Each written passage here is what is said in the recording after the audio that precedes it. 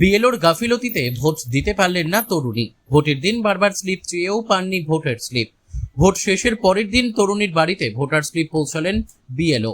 স্বীকার করে নেন ভোটার তালিকায় তার নাম রয়েছে। তরুণীর পরিবার সহ এলাকার মানুষ ক্ষোভে ফেটে পড়েন।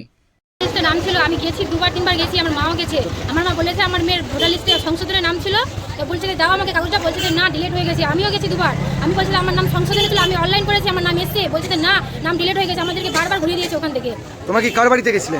আমাদের এখানে বসছিল, বিএলওর বাড়িতেও গেছি, আমি বারবার অনেকবার গেছি। বিএলও কি বললো? বিএলও বলছে নাম ডিলিট হয়ে গেছে। আমি বলছি আমার অনলাইন করেছি, আমার নাম সংশোধনে ছিল, বলছে না ডিলিট হয়ে গেছে তোমার নাম।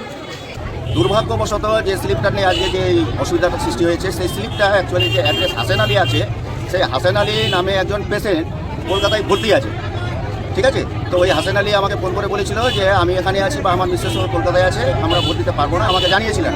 কিন্তু আমি এখানে যারা যে এসছে তাদেরকে সবাইকে স্লিপ দেওয়ার পরে এটা দুর্ভাগ্যবশত, আমিও খুব এটার জন্য দুঃখিত।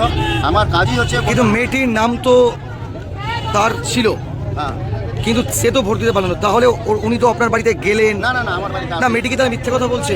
না, আমি শুনে মেয়েটি তাহলে মিথ্যে কথা বলছে? কি বলছে আমি বলবো না, সবারই বাক স্বাধীনতা আছে, কে কী কথা বলছে। তবে আমার বাড়িতে কেউ আসেনি কোনো ভোটার, আমি বাড়ি বাড়ি লোকের গেছিলাম। ওই দুর্ভাগ্যবশত স্লিপটি আমার কাছে ছিল। আজকে সকালবেলা দিলেন না? রিপুটের জবে থেকে ইনি বিএলওর দায়িত্ব পেয়েছেন, তবে থেকে এটা গোটা গ্রামকে নিয়ে একটা অশান্তির জায়গায় রেখেছেন।